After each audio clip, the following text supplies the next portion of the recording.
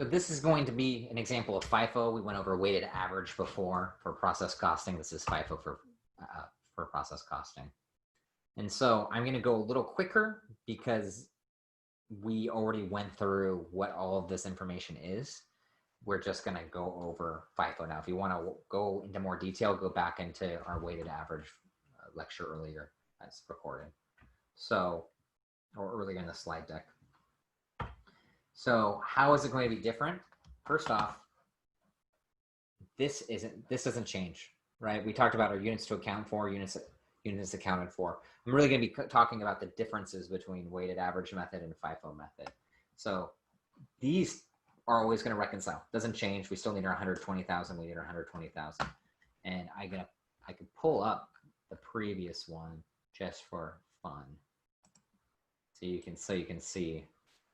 I'll make this for comparison purposes.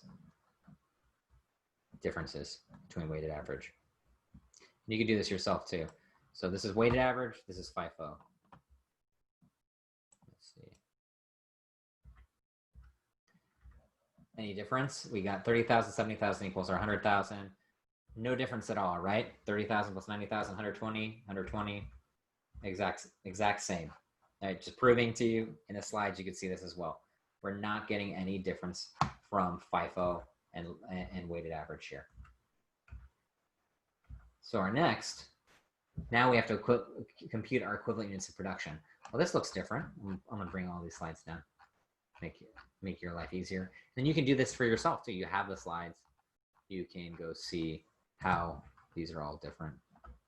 And so our weighted average, we had our 100,000 because we said 100% were completed and transferred out. But for FIFO, we're going to have equivalent units to complete beginning of work in process. Direct material in FIFO, we're assuming is always going to be, the starting is going to be 0%. Because any starting inventory had to be used in the good because first in, first out. So any starting inventory had to be a part of the finished goods inventory. So that's the not the strange assumption, but that's the assumption, the differing assumption from weighted average and FIFO that makes FIFO a little more complex, right? Where here we just assume, okay, we're going to take the weighted average of units transferred out and apply it to direct materials. Here we're saying, well, we can't have anything that was in the beginning work in process because that must have been shipped already to our finished goods. So direct materials will not be in there. And we'll get a different percentage for our conversion costs as well. And you'll get those different percentages for FIFO. And our equivalent units started and completed will be calculated here. So units completed in the period were 100,000. We had beginning goods in the process that already had to be shipped out, right? We have to allocate that because first in, first out. So we have 70,000. So this 70,000 is really where we get our difference. So that's 70,000. And then we have all of the direct materials will be applied to us for the end. So that 20,000 will be applied. So we have 90,000 equivalent ending units production instead of 120. Where's that 30,000 unit difference coming? It's because we assume that in FIFO that beginning 30,000 of units has already been applied to the previous batch. And our conversion costs are going to be a little different too. Or not our conversion costs, but our units of production. The costs don't change, so it's the units of equivalent units of production. And so those equivalent units of production are also down. How much? Let's see. I want you to see how I would think through it, right? So 105,000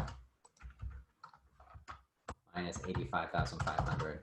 So they're down 19,500. Why did that 19,500 happen? Well, of this 30,000 units, we're saying they're at the 35% complete from a conversion perspective.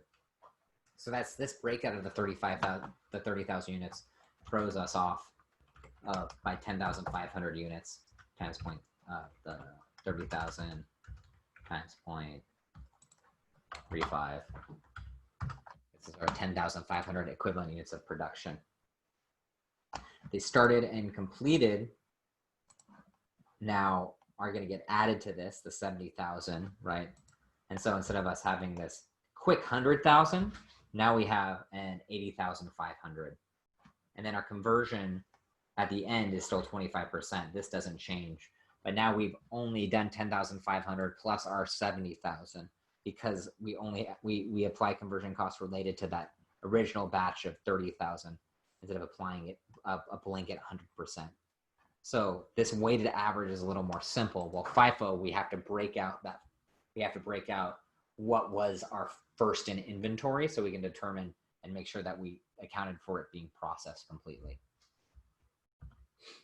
And now we'd break it down. Oh, so this is the difference here. Let's see. So now how does that make our costs different? It doesn't change our costs, right? But it changes our equivalent units of production. So compare this here. So beforehand, the weighted average method, we had $3 per unit.